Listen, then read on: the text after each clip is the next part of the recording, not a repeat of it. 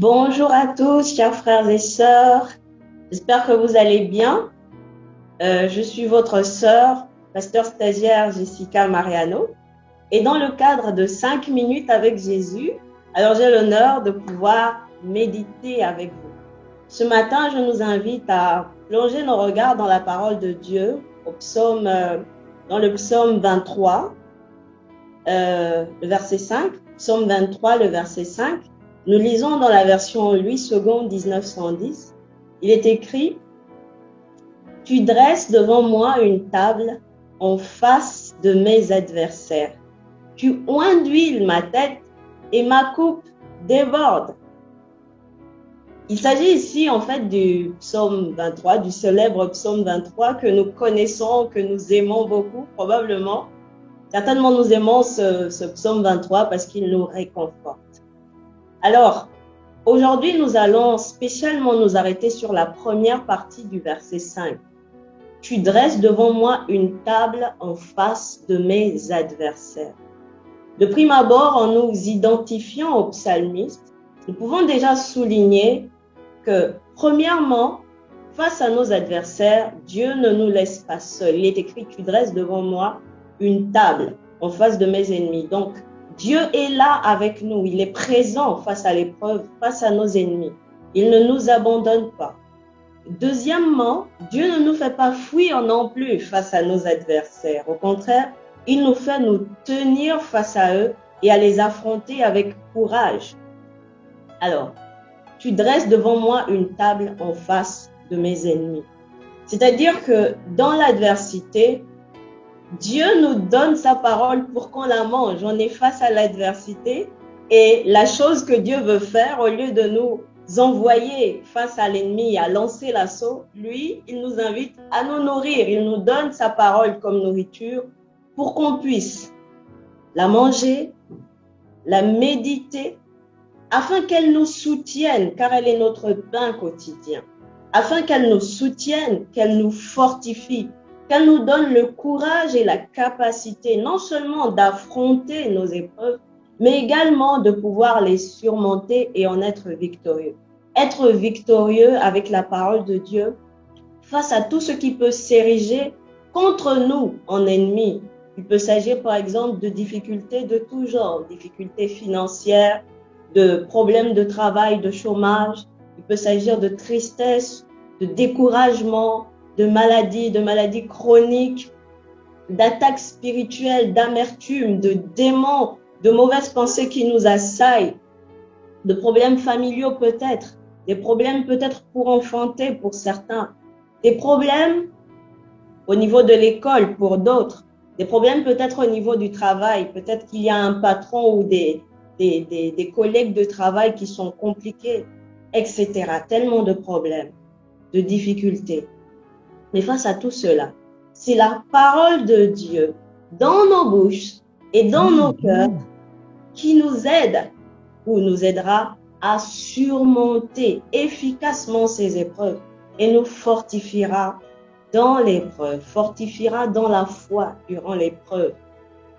En Éphésiens 6 au verset 17, nous lisons que la parole de Dieu est une arme dans le combat spirituel. Elle est d'ailleurs appelée l'épée de l'esprit. Une épée est une arme à la fois défensive parce qu'elle nous aide à parer les coups de l'ennemi, mais elle est aussi offensive parce qu'elle nous permet d'attaquer l'ennemi. Amen. Et nous lisons également en Matthieu 4, lorsqu'il s'agit du récit de la tentation de Jésus dans le désert, Jésus lui-même, il va utiliser la parole de Dieu. Et il sera victorieux face à Satan grâce à cette parole.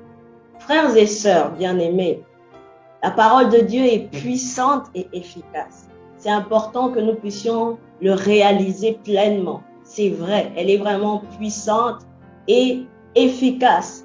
Mais quand nous lisons également Éphésiens 6, toujours au sujet des armes spirituelles qui sont évoquées, on nous parle de différentes armes spirituelles. Et quand on les regarde bien, on peut se rendre compte qu'elles sont toutes intimement liées à la parole de Dieu.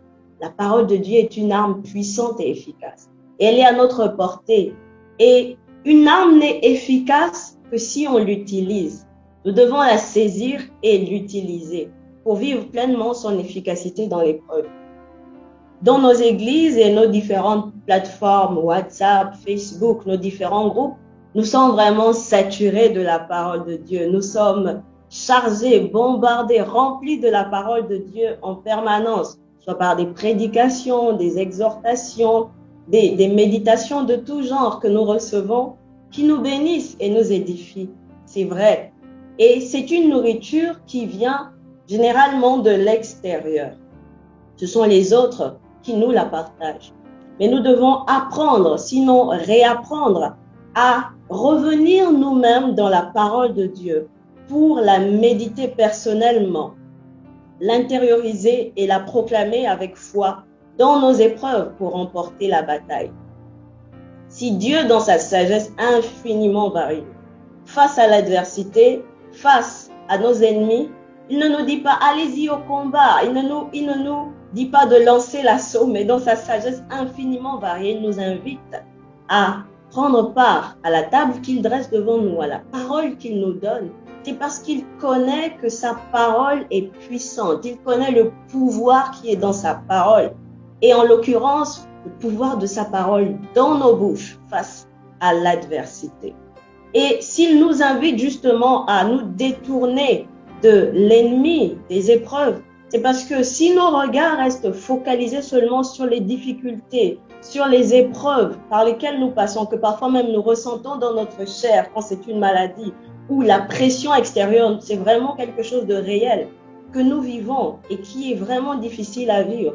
Oui, c'est vrai, mais si Dieu nous demande de pouvoir nous focaliser sur sa parole, c'est parce qu'il sait que si on se focalise uniquement sur la difficulté dans laquelle nous passons, nous allons sombrer dans le découragement, nous allons être dans l'abattement, dans la tristesse, nous allons prendre peur, nous aurons envie d'abandonner. Nous pourrons même peut-être remettre en cause la fidélité de Dieu à cause de l'adversité. Mais Dieu, dans sa sagesse, nous invite à nous focaliser beaucoup plus sur sa parole que sur l'adversité. Parce qu'il connaît que sa parole est plus essentielle et plus efficace et qu'elle nous aidera à surmonter efficacement cette épreuve. Frères et sœurs, je le rappelle encore, une arme n'est efficace que si on l'utilise et Dieu nous donne sa parole. Alors saisissez la parole de Dieu et proclamez-la avec foi dans vos bouches pour vivre pleinement la puissance qui est en elle. Alléluia. Rappelez-vous pour finir que Dieu vous aime. Oui, Dieu vous aime.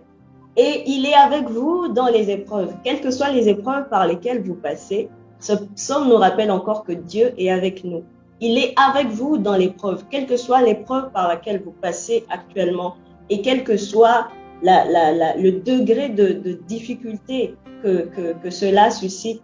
Vraiment, rappelez-vous que Dieu vous aime et il est avec vous dans cette épreuve et il vous donne sa parole pour que vous puissiez être victorieux de cela face à vos ennemis. Que Dieu vous bénisse abondamment et que la parole de Dieu habite abondamment dans nos cœurs et qu'elle remplisse nos bouches et que nous puissions la déclarer face à nos ennemis. Que Dieu vous bénisse abondamment. Amen.